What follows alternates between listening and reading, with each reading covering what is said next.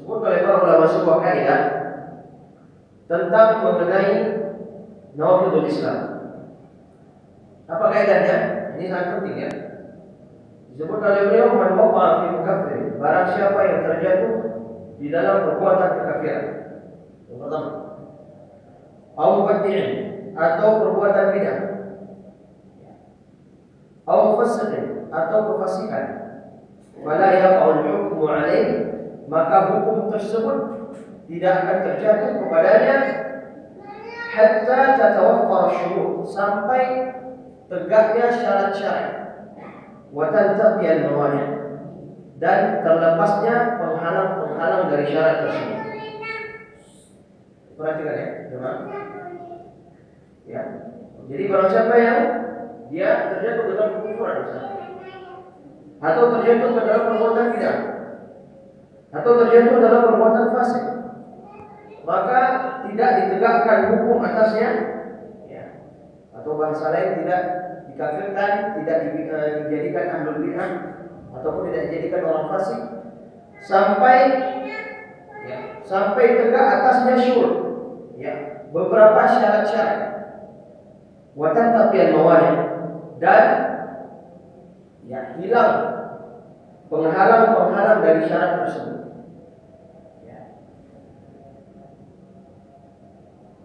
Syaratnya apa? Yang pertama, al-aql. Dia memiliki akal. Ya. Dia memiliki akal. Kemudian syarat yang kedua apa? Al-bulugh. Dia telah baligh. Dia telah baligh. Kemudian yang ketiga al-ilm. Dia berilmu. Dia memiliki ilmu tentang perkara yang membuatnya kafir, perkara yang membuatnya menjadi ahlul bid'ah, perkara yang membuatnya menjadi fasik. Yang ketiga. Yang keempat al-ikhtiyar. Yang keempat al-ikhtiyar. Dia melakukannya dengan maksud dari dirinya sendiri, kemauan dirinya sendiri, kemauan dirinya sendiri, tanpa paksaan. Kemudian yang kelima, adamun ta'wil. Ya. Adamun ta'wil. Ya. Adamun ta'wil ini maksudnya adalah tatkala dia lakukan itu, ya, tatkala dia lakukan, memang maksud dan tujuannya itu untuk melakukan kekafiran tersebut. Ya. Maksud dan tujuannya memang untuk melakukan kekafiran tersebut, bukan untuk maksud yang lain.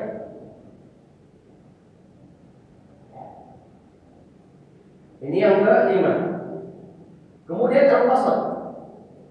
Yang keenam al-qasad. Ya. Al-qasad yaitu dia melakukannya dengan sengaja. Dia melakukannya dengan sengaja.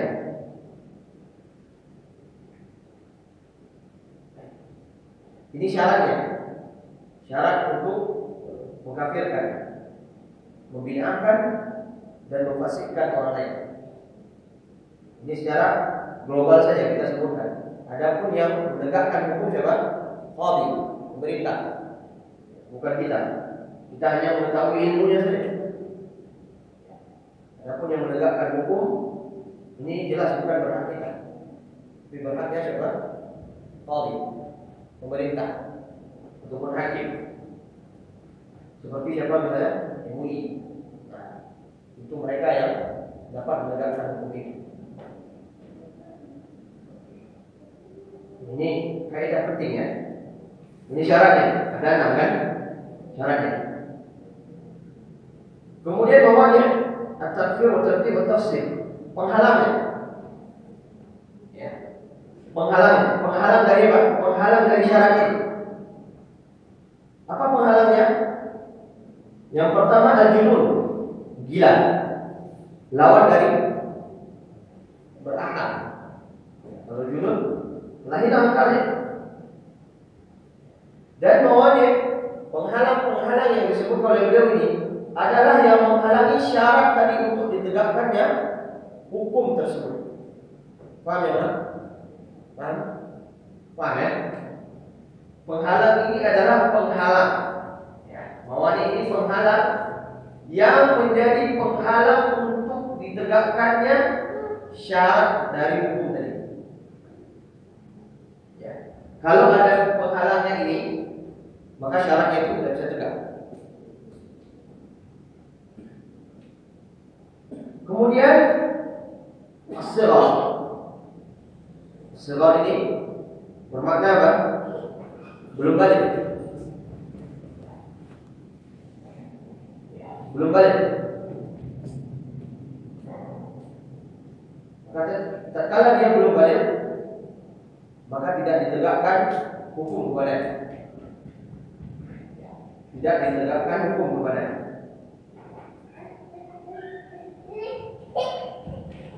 Kemudian yang ketiga al-jahl, bodoh ataupun tidak memiliki ilmu, jahil. Nah, ini ada pembahasan khusus nanti. Jangan sembarangan ya mengatakan jahil, dan juga jangan sembarangan untuk mengatakan tidak jahil. Nanti ada pembahasan khusus. Maka kalau bodoh, terhalanglah syarat yang keberapa tadi? Ketiga, yaitu apa? Ilmu. Ya, dia memiliki ilmu. Kalau dia jahil berarti dia tidak punya ilmu.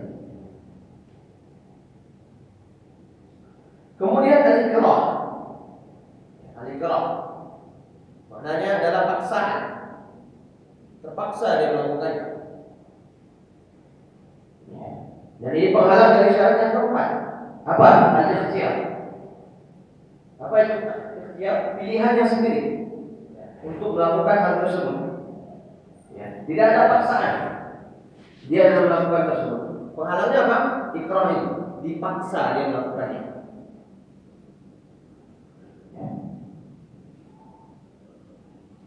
Kemudian wujud takwil. Adanya takwil. Maknanya apa? Dia melakukan kekafiran tersebut ada maksud lain. Ya. Ada apa? Ada maksud lain dia dalam melakukan kekafiran tersebut. Tidak serta-merta niatnya untuk melakukan kekafiran.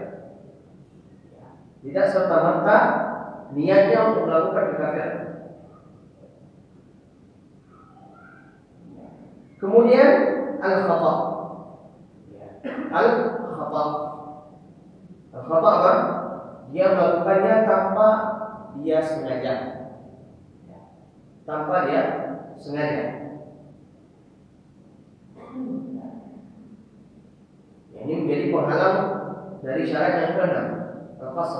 Dia memiliki kesengajaan dalam melakukannya. Kalau al-khata' ini dia tidak memiliki kesengajaan. Dan ini penghalang dari syarat yang terakhir tadi, yaitu apa? Kesengajaan. Ini 6 syarat dan penghalang. Ya, 6 syarat dan penghalang. 6 syarat ini tatkala terpenuhi pada seseorang yang melakukan kekafiran, ya, maka bisa ditegakkan hukum kepadanya. Dengan syarat apa? Tidak adanya satupun penghalang dari penghalang-penghalang yang telah kita sebutkan tadi. Baik, tanbih, peringatan ataupun perhatian terhadap penghalang yang keempat tadi, yaitu al-ikrah, dipaksa. Berarti kalau dipaksa, dia melakukan sebuah kekafiran ataupun kebid'ahan ataupun kefasikan, maka tidak ditegakkan hukum kepadanya. Begitu kan? Ya. Kalau dipaksa, tidak ditegakkan hukum kepadanya. Begitu kan? Dipaksa dia bisa melakukan kekafiran, kebid'ahan, kefasikan, maka tidak ditegakkan hukum kepadanya. Ya. Ini yang kita paham. Baik, khusus untuk al-ikrah ini dipaksa disebut oleh Syekh Ibnu Utsaimin rahimahullah taala, al-ikrah la yajuzu ityanuhu idza kana min ahli al-ilm. Dipaksa ini tidak boleh dilakukan oleh orang yang berilmu. Maksudnya apa? Orang yang berilmu itu dia sebagai panutan di sebuah kaum. Contoh siapa? Ustaz. Ataupun dia seorang alim, ulama. Maka dia tidak boleh mengambil keringanan dipaksa ini dalam melakukan apa? Kekafiran, kefasikan, dan kebid'ahan. Dia tidak boleh ambil keterpaksaan itu. Dalilnya mana? Kama fa'alahu Imam Ahmad, sebagaimana yang dilakukan oleh Imam Ahmad rahimahullah ta'ala. Ya. Tatkala beliau disuruh mengucapkan Al-Quran itu makhluk. Beliau ucapkan kan? Ucapkan kan? Enggak kan? Enggak beliau ucapkan. Sempat beliau ucapkan Al-Quran itu makhluk. Allah, sampai hari ini maka paham tersebut akan tersebar di kalangan kaum muslimin. Tidak ada lagi, ya, mungkin sedikit, jarang orang yang bisa memahami bahwasanya Al-Quran itu adalah kalamullah. Ini disebutkan oleh Syekh Ibnu Utsaimin. Keterpaksaan itu tidak boleh diambil ataupun dilakukan oleh orang alim ataupun panutan di sebuah kaum. Ustaz misalnya, kiai, ya, di sebuah kaumnya ataupun pengajar ilmu agama, dia tidak boleh mengambil. Karena kenapa? Sebagaimana yang dilakukan oleh Imam Muhammad rahimahullah ta'ala. Beliau tidak mengambil, ya, keringanan ikrah ini, keringanan keterpaksaan. Ya. Sampai beliau apa? Dipenjara. Sampai beliau dipenjara. Karena beliau mempertahankan. Padahal kalau beliau ucapkan berdosa tak beliau? Tak berdosa. Tapi beliau tidak lakukan itu. Karena berapa?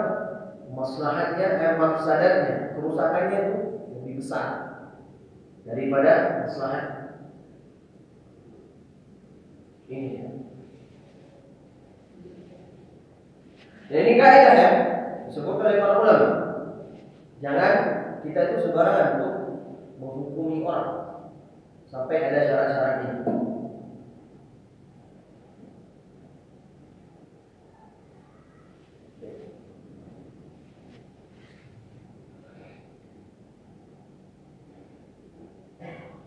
Kemudian ta'rif riddah, definisi dari riddah ataupun murtad. Bahasa Indonesia murtad, riddah. Bahasa Arabnya riddah.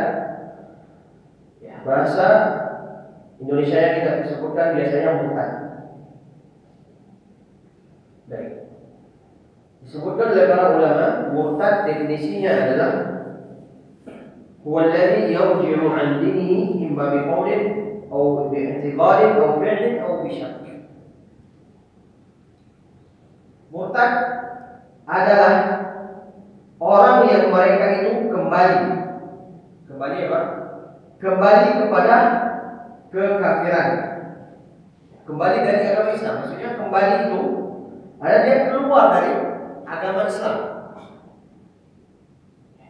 dia berpaling dari agama Islam.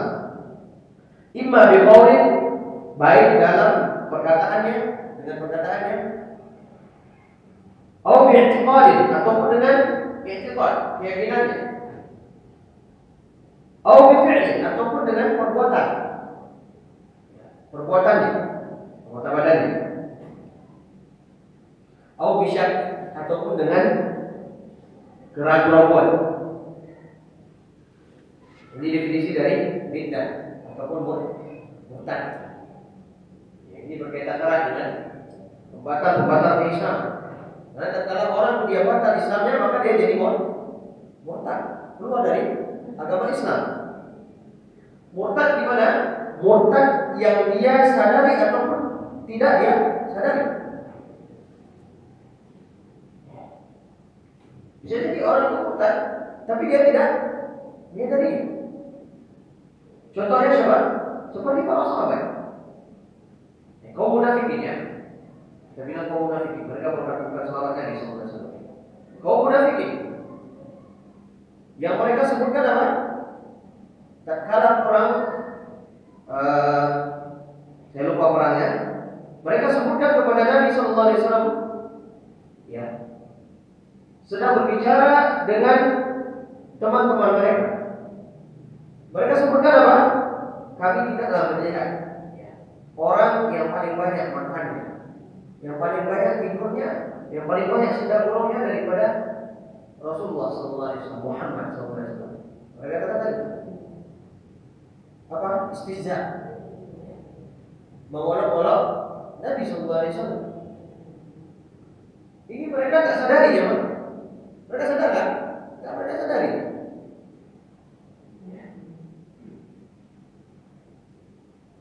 Maka Allah Ta'ala turunkan ayat dalam Al-Quran Al-Karim.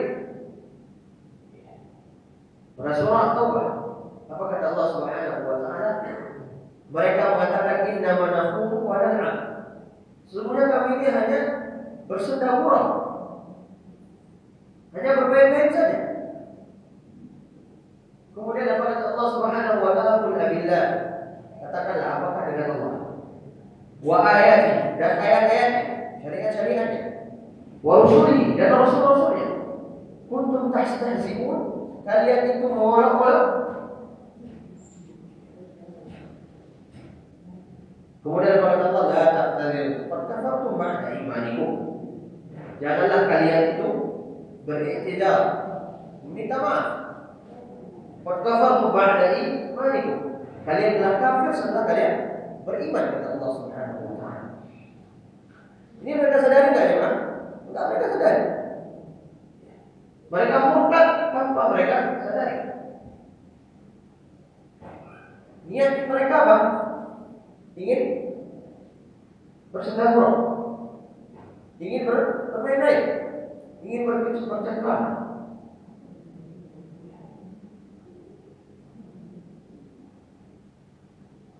Tetapi kata Allah, mereka kafir setelah keimanan mereka, murtad tanpa mereka sadari.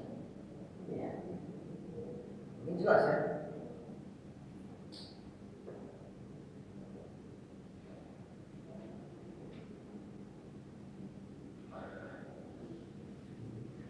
Kemudian disebutkan oleh para ulama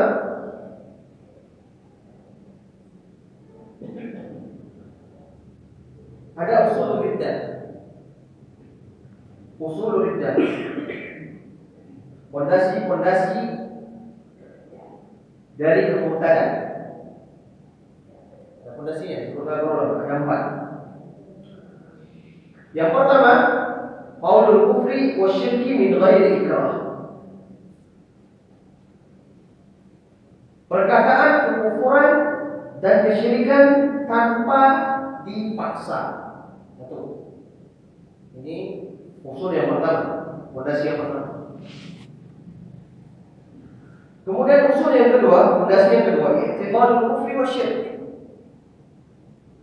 Meyakini kekafiran, kekufuran ataupun kesyirikan.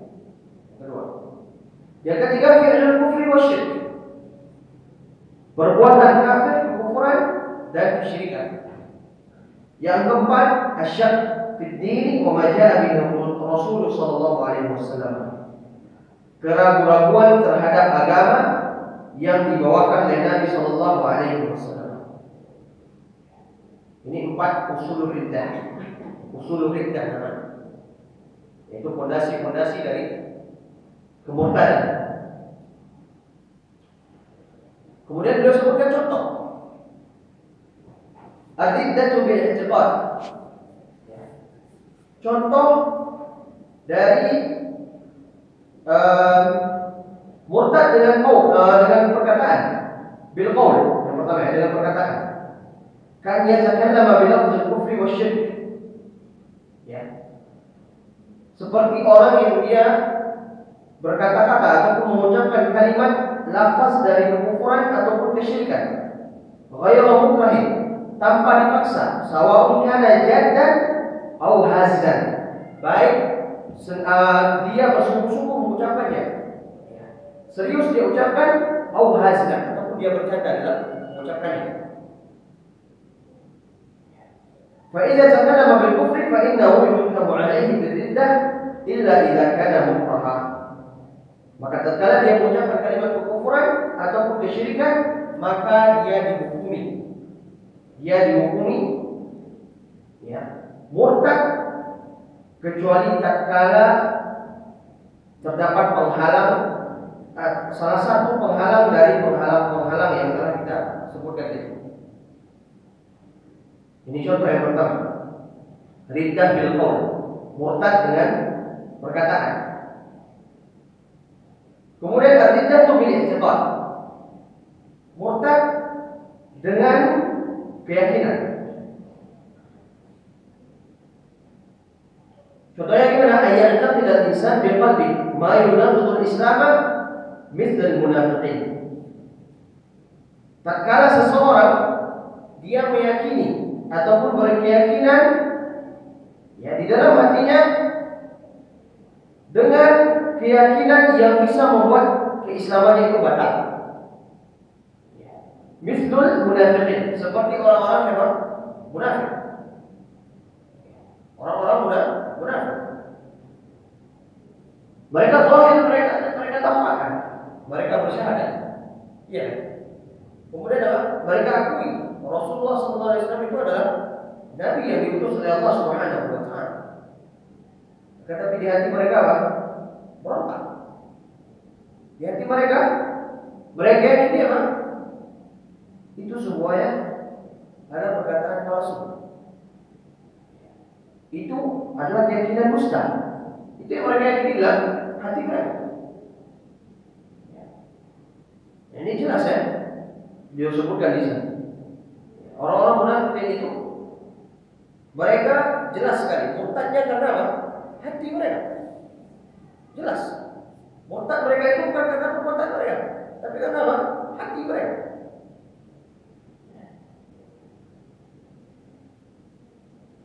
Dan nifaq itu adalah penyakit yang paling besar, ya, yang paling besar di hati ini. Kemudian yang kedua setelahnya baru ada hasad.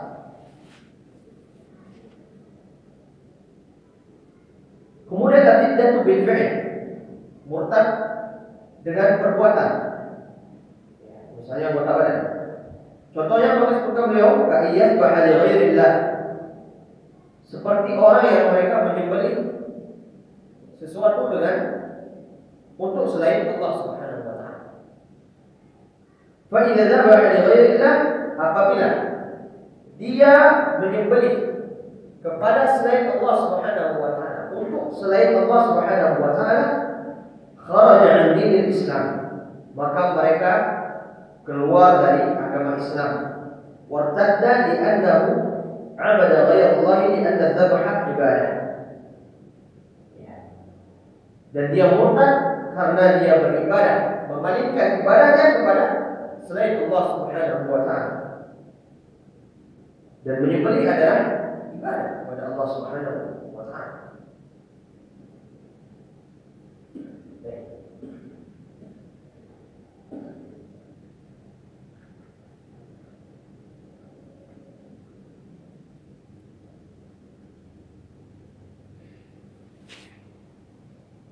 Kemudian riddah itu bisyak, murtad dengan keraguan. Contohnya seperti apa disebutkan beliau? Asyakku at-taraddud. Fa idza syakka fi qalbihi hal maja ila Rasul sallallahu alaihi wasallam atau ghair sahih. Hal hunaka ba'd am la? Fa hadha yakfur bi syakki walau kana yusalli wa yasum wa ya'mal ma ya'mal.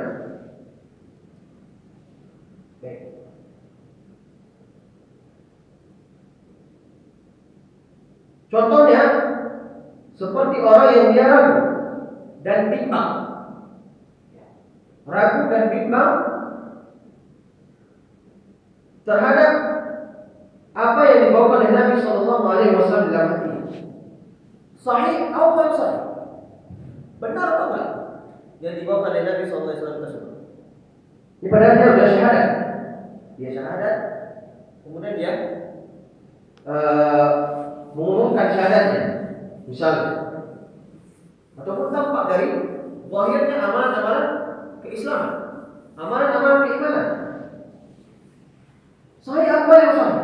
Betul atau enggak yang dibawakan oleh Rasulullah SAW tersebut? Hal mudahkah ba'du qabla?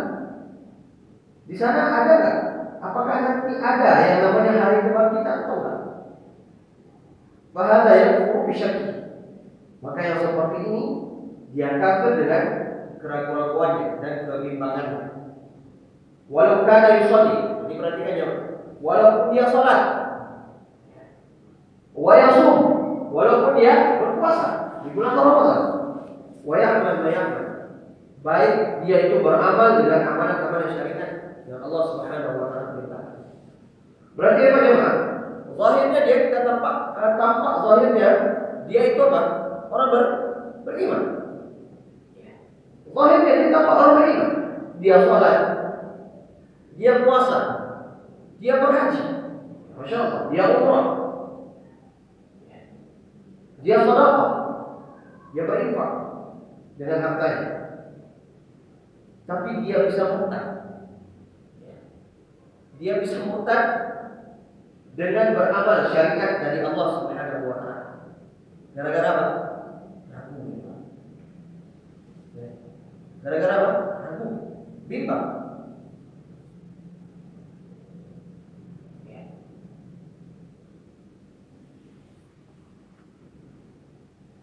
Yang mana hendaknya sifat seorang muslim tatkala datang sebuah keyakinan, sebuah akidah kepadanya, maka yang wajib bagi dirinya, fardu ain bagi dirinya adalah dia meyakininya dengan seyakin-yakinnya. Dia buang keraguan-keraguannya tersebut.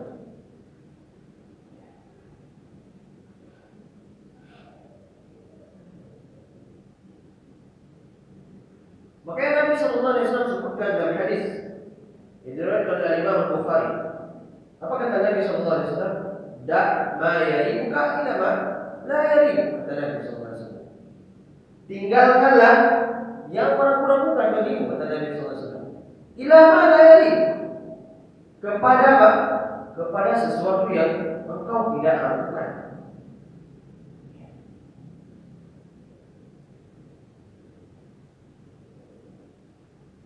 Maka tentang i'tiqad akidah yang itu benar-benar datangnya dari dalil, dari syariat yang Allah Subhanahu wa taala turunkan kepada kita semuanya. Datang dari lisan Nabi sallallahu alaihi wasallam kepada kita. Kewajiban kita apa? Sami'na wa ata'na. Itu kewajiban kita.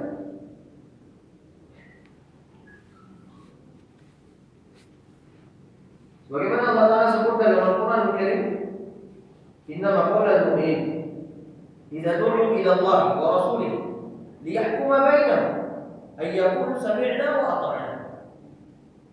Hanya saja perkataan orang-orang mukmin tatkala mereka itu diajak, disuruh kepada Allah dan Rasul-Nya.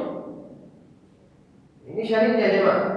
Berarti di sini disebutkan oleh Allah Subhanahu wa taala, tatkala datang syariat kepada kalian, tatkala datang sebuah keyakinan, i'tiqad di dalam agama kalian kepada kalian. Apa kata Allah Subhanahu wa taala? Ayyaqulu sami'na wa ata'na. Mereka katakan, kami dengar dan kami taat. Ini perkataan kami dengar dan kami taat diucapkan dengan apa ya? Dengan keyakinan, bukan dengan perbuatan. Dengan keyakinan diucapkan, bukan dengan keraguan.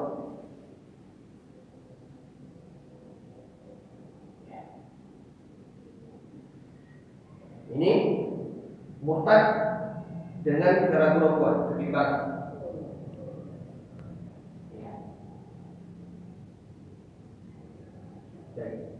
Sedikit lagi saya baca. Minggu depan insyaallah kita masuk ke pembahasan keislaman yang pertama. An-nas fi nawaqidil Islam ala thalathati aqsam. Ini penting. Yang sembarangan mengkafirkan orang dan juga jangan sembarangan memberi orang kufur.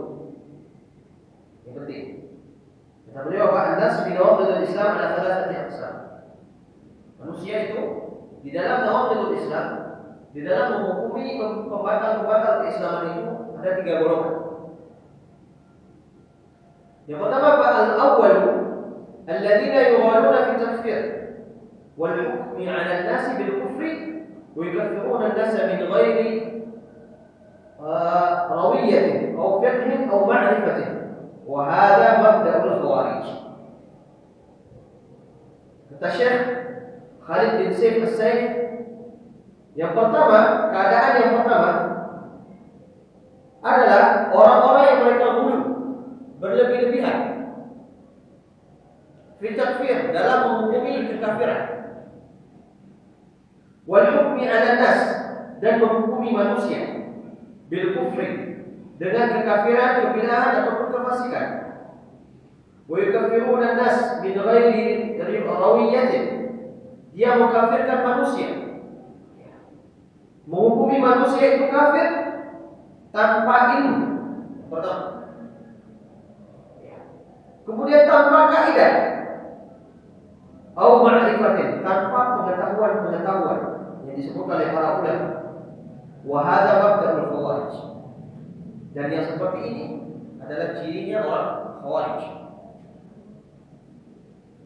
Orang khawarij mereka hulu terhadap kekafiran. Pelaku dosa besar mereka sebutkan apa? Kafir. Kekal di neraka mereka sebutkan. Ini fondasinya orang Khawarij. Berarti tak kala orang lain melakukan zina. Zina dosa besar ya? Dosa besar. Berarti otomatis orang ini keluar dari Islam.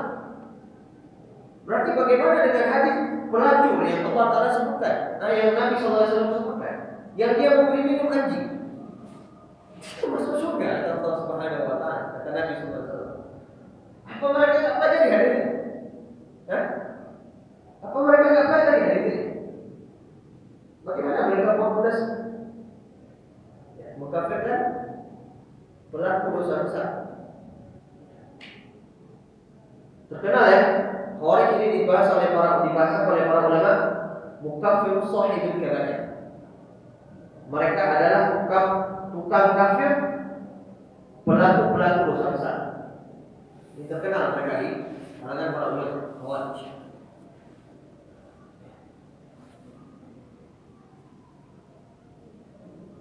Apalagi yang mereka itu gul ya, terhadap fondasi mereka, terhadap pemikiran mereka, sampai mereka membunuh siapa? Ali bin Abi Thalib. Ya, Allah besar. Yang bunuh mereka adalah mengkafirkan tanpa ilmu, tanpa kaidah, tanpa pengetahuan yang disebut oleh para ulama. Ini keadaan yang pertama. Keadaan yang kedua, ini penting. Keadaan yang kedua al-murji'ah, adalah orang-orang murji'ah. Alladzina yaquluna al-iman bil qalb. Yang mereka mengatakan iman itu cukup di dalam hati saja. Walam yadkhulu fihi al-amal. Amal itu tidak masuk dari keimanan. Berarti tatkala orang itu yakin dengan keimanannya, kemudian dia berbuat kekafiran, maka dia tidak kafir. Ini mabda'ul murji'ah. Fondasinya orang-orang murji'ah, pemikirannya orang-orang murji'ah. Wa yaqulun, dan mereka berkata, la yaqumu ma'al imani ma'siyah. Kemaksiatan itu tidak berpengaruh kepada iman. Ini mereka katakan. Wala yanfa'u ma'al kufri ta'ah. Sebagaimana ketaatan itu tidak bermanfaat kepada orang-orang kafir. Perhatikan di jamaah, ini permisalan dua disebutkan oleh orang-orang murji'ah. Orang kafir tetap beramal soleh, manfaat enggak Manfaat nggak? Gimana? Orang kafir, tatkala mereka beramal soleh, manfaat nggak bagi mereka amalan mereka? Nggak manfaat. Nggak manfaat amalan mereka. Nah, seperti itu juga lah yang mereka sebutkan di iman. Tatkala orang melakukan kemaksiatan, maka tidak berpengaruh kepada iman mereka. Padahal disebutkan oleh Nabi SAW, al-iman yazid wa yanqus. Iman itu bertambah dan berkurang. Yazidu bil ta'at wa yanqusu bil ma'siyah. Dia bertambah dengan ketaatan kepada Allah Subhanahu wa taala dan wa yanqusu bil ma'siyah. Dan dia berkurang dengan apa? Kemaksiatan kepada Allah Subhanahu wa taala. Ini fondasi Ahlussunnah dalam memahami iman. Jadi orang-orang Khawarij ini, ya, tatkala orang lain itu dia memiliki iman, namun dia berbuat kemaksiatan, maksudnya kekafiran, dia berbuat kekafiran. Jelas dia buat kekafiran itu tanpa dipaksa dia buat kekafiran tersebut. Tetapi mereka enggan mengkafirkannya. Karena kenapa? Amalan itu mereka katakan tidak masuk di dalam kategori iman. Ini mazhabnya Murji'ah. Kemudian yang ketiga, as-salis Ahlussunnah. Ini di pertengahan. Yang ketiga adalah Ahlussunnah wal Jamaah. Wa hum wasatun baina mazhabil Khawarij wa mazhabil Murji'ah. Yang mereka berada di tengah-tengah antara mazhabnya Khawarij dan mazhabnya orang-orang Murji'ah. Fa yajma'una baina nusus wa yaqulun. Yang mereka itu mengumpulkan nas-nas, teks-teks dari ayat Al-Quran dan hadis Nabi SAW. Yang mereka mengatakan innal kufra fil Quran wa sunnati yanqasimani ila qismain. Sesungguhnya kekafiran itu dibagi menjadi dua. Sedikit ya, Pak. Yang pertama kufur akbar. Kafir akbar. Kekafiran yang besar. Ya. Yang ini mengeluarkan seseorang dari Islam. Wa kufrun asghar, dan kekafiran yang kecil. Dan tentu ini tidak mengeluarkan seseorang dari Islam. Wa syirkun akbar wa syirkun asghar. Dan syirik besar dan juga syirik kecil. Syirik besar keluar dari Islam, syirik kecil tidak keluar dari Islam. Wa dzunubul lati duna syirk, adapun dosa-dosa yang selain syirik la yukaffaru sahibuha, maka pelakunya tidak dikafirkan.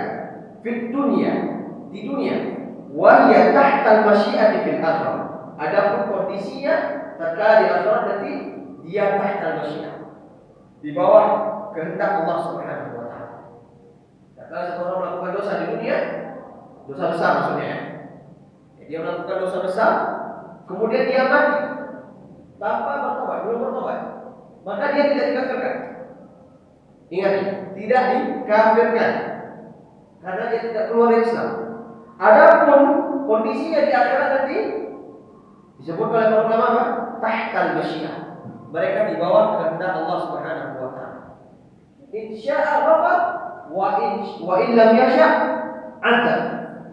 Kalau Allah mau ya mengampuni maka Allah ampuni. Dan kalau Allah mau azab dia maka Allah azab dia. Karena kaidah utamanya Allah sebutkan dalam Al-Qur'an apa? Yaghfiru liman yasha' wa yu'adzibu man yasha. Allah mengampuni orang yang kehendaki dan juga Allah mengadab orang-orang yang dia kehendaki. Kecuali apa?